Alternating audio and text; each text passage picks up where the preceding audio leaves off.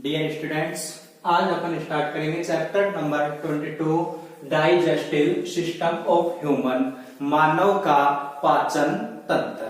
पाचन तंत्र दो शब्द हैं इसके अंदर, एक तो पाचन, दूसरा तंत्र।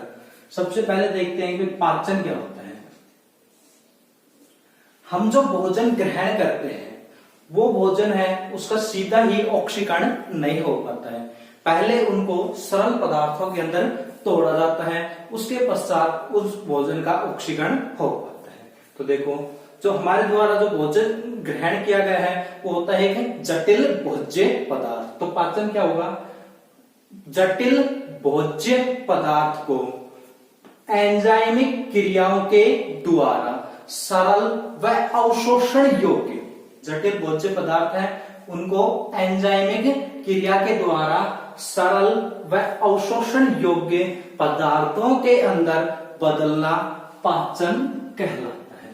ठीक है, यानी कि जटिल जो पदार्थ है उनको सरल पदार्थों के अंदर व अवशोषण योग्य पदार्थों के अंदर बदलने हैं, और वो जो क्रिया है वो क्रिया कहलाती है पाचन। ठीक है, उसके बाद पाचन की क्रिया के अंदर, पाचन की क्रिया के अंदर भाग लेने वाले अंग, यानी अपने शरीर के वे अंग जो पाचन की क्रिया के अंदर भाग लेते हैं वो कहलाते हैं पाचक अंग। ठीक है, और ये सभी पाचक अंग मिलकर के, भाई पाचन की क्रिया में तो नहीं है कि भाई एक ही अंग भाग ले रहा है, काफी अंग भाग ले रहे हैं। तो ये जो पाचन की क्रिया के अंदर जितने भी अंग भाग लेते हैं तो इन सभी अंगों को सम्मिलित रूप से बोलते हैं पाचन तंत्र।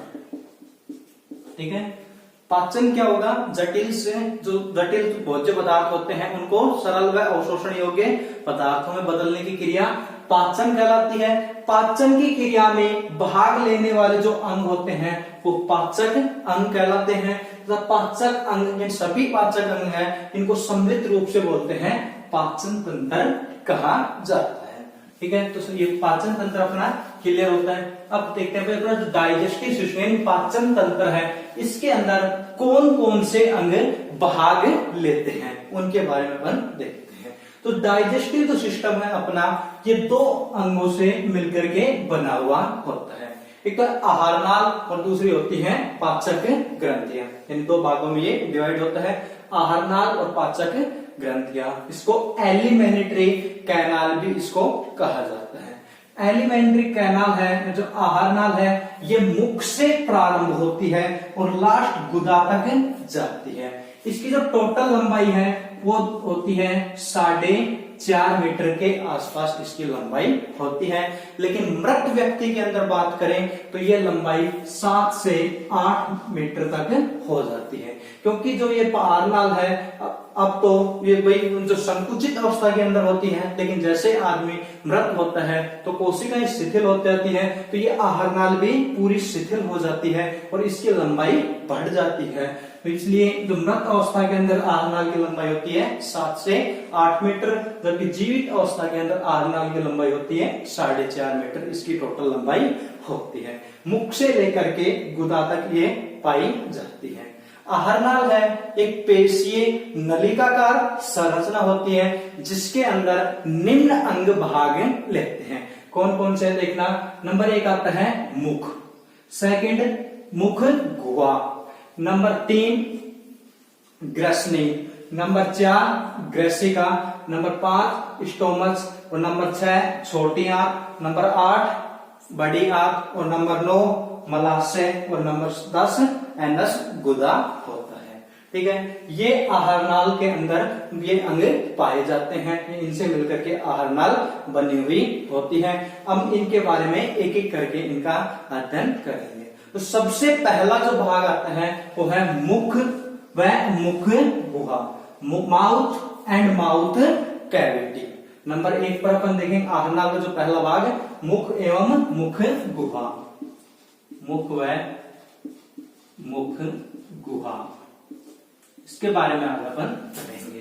तो मुख क्या होता है?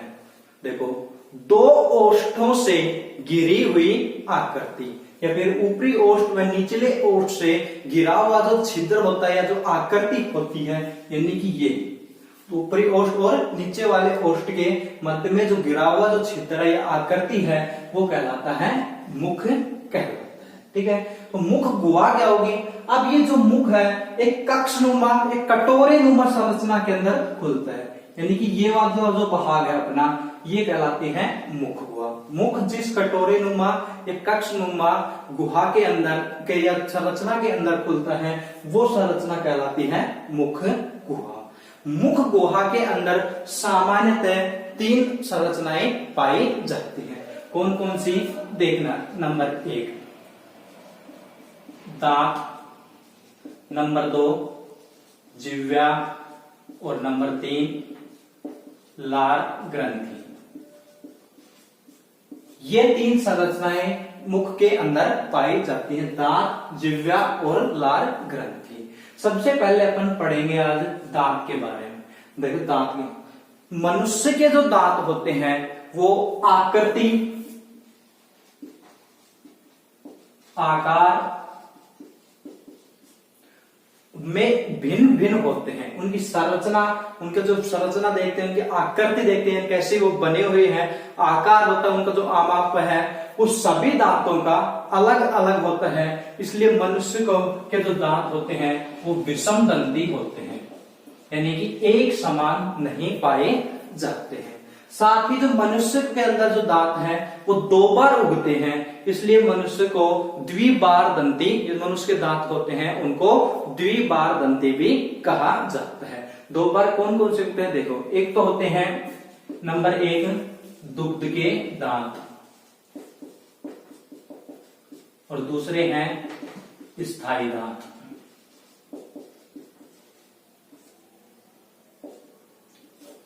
नंबर 1 लिखते हैं दुग्ध के दांत। सबसे पहले जो दांत आते हैं वो आते हैं दुग्ध के दांत। ये 3 से 4 वर्ष की आयु के अंदर शिशुओं के अंदर आना प्रारंभ हो जाते हैं तथा 8 से 10 वर्ष की आयु के अंदर टूट जाते हैं।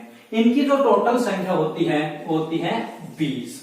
लेकिन दुग्ध के दांत के अंदर प्रीमोलर होते हैं, जो अग्र चरणक होते हैं, वो नहीं पाए जाते हैं। ठीक है। सेकंड है स्थायी दांत। स्थायी दांत है जैसे ही दुग्ध के दांत टूट जाते हैं, 8 से 10 वर्ष की आयु में टूटने लग जाते हैं, उसके पश्चात आते हैं स्थायी दांत। इनकी टोटल संख्या कितनी थी? 20। यानी ये 20 दांत भी टूट जाएंगे और ये 20 दांत दोबारा आएंगे। ठीक है। उसके पश्चात 12 दांत हैं वो भी आते हैं, तो ये दांत हैं वो कहलाते हैं स्थायी दांत। यानी कि दूध के दांत टूटने के पश्चात जो दांत आते हैं वो सारे दांत कहलाते हैं स्थायी दंत कहलाते हैं। इनकी जो संख्या होती है वो टोटल होती है 32 होती है। ठीक है। कभी ये मत सोचना 20 तो हो गए दूध के दांत, तो अब कितने बचे स्थायी? 12। ये ऐसे नहीं होता है, क्योंकि दूध के जो 20 दांत हैं ये टूट जाते हैं और उसके पश्चात जो दांत आते हैं वो दांत के वो भी 20 दांत कैसे होते हैं? स्थायी। साथ में जो 12 दांत होते हैं वो केवल एक बार आते हैं, 20 दांत होते हैं जो 2 बार आते हैं। टोटल इनकी संख्या हो गई 32। यानी स्थायी दांत हैं वो टोटल होते हैं 32। अब बात करें जो स्थायी दांत है इनको भी 4 भागों के अंदर डिवाइड किया गया है। यानी जो स्थायी दांत है इनको 4 प्रकार से विभाजित किया गया है। नंबर 1 आता है कृतनक।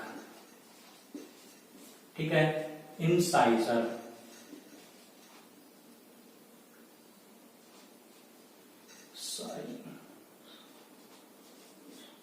इंसाइजर्स।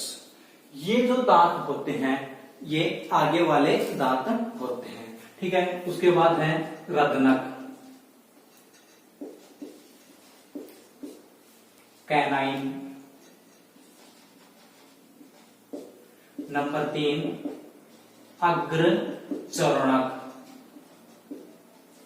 और नंबर 4 चरणक। इसको बोलते हैं पेरीमोलर और इसको बोलते हैं मोलर। कृतनक, रदनक, अग्रचरणक और चरणक, ये 4 प्रकार के दांत होते हैं। कृतनक है ये भोजन को काटने का कार्य करता है। ठीक है। जैसे अपन भोजन ग्रहण करते हैं तो उसको जो काटने का कार्य है वो कृतनक के द्वारा किया जाता है। रदनक है ये भोजन को चीरने और फाड़ने का कार्य करते हैं, जबकि अग्रचरणक और चरणक ये भोजन को चबाने का कार्य करते हैं। उसके बाद देखते हैं भाई दंत सूत्र। मनुष्य का जो दंत सूत्र है वो होता है 21 23 अपॉन 21 23 इंटू 2। दंत सूत्र 21 23 अपॉन 21 23 इंटू 2 कैसे होता है देखना। जो 21 23 और 21 23 है ये केवल अपने आधे जबड़े को दर्शाता है, यानी कि इस साइड का, एक साइड का जबड़ा ले लो, इस साइड वाला, ये जो आधा जबड़ा है इसको दर्शाता है कौन, ये जो दंत सूत्र है वो। ठीक है, इसको डबल क्यों काउंट कर रहे हैं, इंटू में 2 क्यों कर रहे हैं, तो एक सवार तो ये वाला हिस्सा हो गया और एक बार ये वाला हिस्सा हो गया, तो इसको किससे मल्टीप्लाई कर दिया, 2 से। तो 21 23 कैसे होते हैं देखना। जो स्टार्टिंग वाले जो ये 2/2 है ये होते हैं इंसाइजर, यानी कि कृतनक। तो कृतनों की संख्या कितनी हो जाएगी, 2 ऊपर, यानी कि 2 इस साइड ऊपर और 2 बिल्कुल जस्ट नीचे, यानी ऊपर वाले जबड़े में 2 और नीचे वाले जबड़े में 2। और 2 से गुणा क्यों कर रहे हैं, केवल आपने आधे जबड़े का ही दंत सूत्र लिखा है। तो 2 इस साइड हो गए और 2 इस साइड, 4 ऊपर के जबड़े में, 2 इस साइड और 2 इस साइड, 4 नीचे के जबड़े के अंदर होते हैं। तो टोटल कितने हुए, 2 और 2 4 और 2 जबड़े के अंदर, यानी कि इस साइड भी है तो टोटल हो गए 8। तो कृतनक की जो संख्या होती है वो टोटल होती है 8। ठीक है, सेकंड नंबर 1/1 है, ये दर्शाते हैं किसको, रदनक को, यानी इसको प्रदर्शित करते हैं C से। यानी ये भी कैसे होंगे, एक ऊपर की साइड इस तरफ, एक नीचे की साइड इस तरफ, एक इस साइड एक इस साइड। ठीक है, टोटल इनकी संख्या कितनी हो गई, 4। अपन हाफ जबड़े को दर्शा रहे हैं तो एक ऊपर का एक नीचे का और दूसरी तरफ भी एक एक होते हैं, तो टोटल इनकी संख्या कितनी हो जाएगी, 4। यानी कि रदनक होते हैं वो टोटल कितने होते हैं, 4 पाए जाते हैं। उसके पश्चात है नंबर 3 प्रीमोलर। ठीक है, प्रीमोलर है ये कितने होते हैं, 2 ऊपर की साइड आधे जबड़े का, 2 इस साइड ऊपर, 2 इस साइड ऊपर, 2 इस साइड ऊपर और नहीं सॉरी 2 इस साइड ऊपर, 2 इस साइड नीचे, 2 इस साइड ऊपर और 2 इस साइड नीचे। इन टोटल कितने हो गए, 2 और 2 4 इंटू 2, इन टोटल इनकी संख्या कितनी हो गई, 8 हो गई। तो अगर चरणक है वो कितने होते हैं, 8। ठीक है, उसके पश्चात आते हैं चरणक। चरणक को प्रदर्शित करते हैं M से। M ये कितने होंगे, 3 ऊपर की साइड और 3 नीचे की साइड, यानी 3 ऊपर साइड इस तरफ और 3 इस साइड, 3 इस साइड ऊपर, 3 इस साइड नीचे, यानी 3 और 3 6 और 6 इंटू 2 कितने हो गए टोटल, 6 दूनी 12, यानी चरणक की संख्या कितनी हो गई, 12। ठीक है, अब टोटल देखो कितने दांत हुए, कृतनक कितने हैं, 8, रत्नक 4, अग्रचरणक 8 और चरणक 12। 8 और 4 12, 12 8 20 और 20 12 32, ये टोटल अपने 32 दांत होते हैं। ठीक है, ध्यान रखना 4 भागों में डिवाइड कर रखते हैं, कृतनक, रत्नक, अग्रचरणक और चरणक। कृतनक होते हैं 8, रत्नक 4, अग्रचरणक 8 और जबकि चरणक 12 टोटल दांत होते हैं। ये पूरे तत्व अपने हैं 32।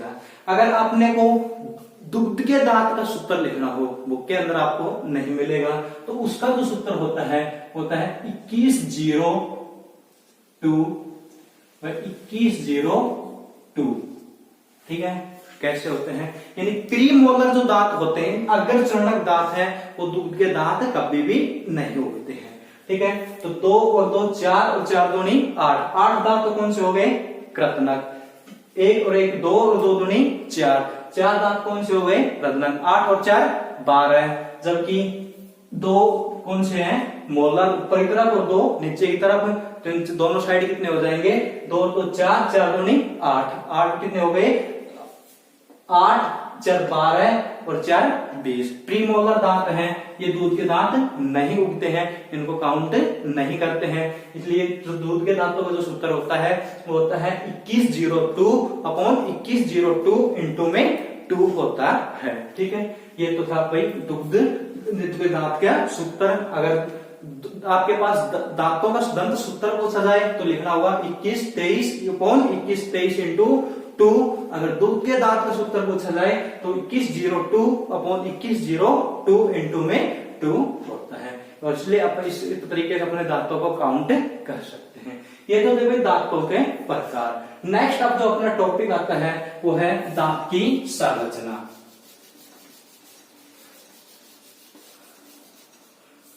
दांत की संरचना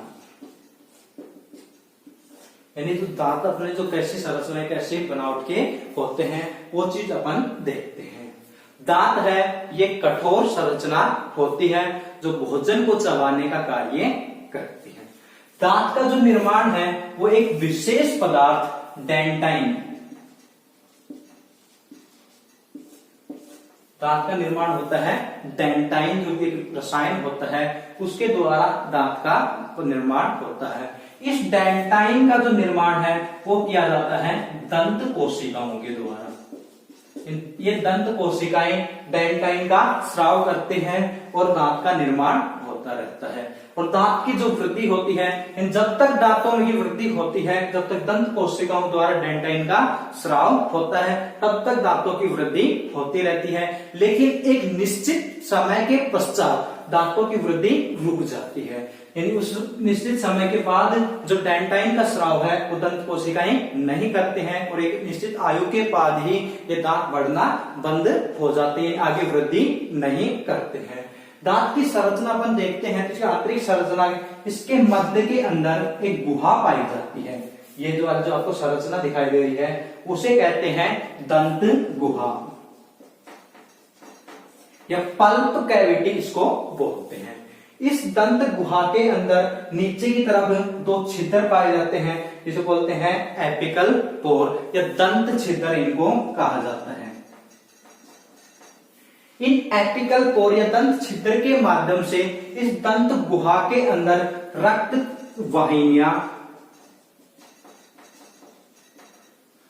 वाहिनियां तंत्रिकाएं प्रवेश करती हैं।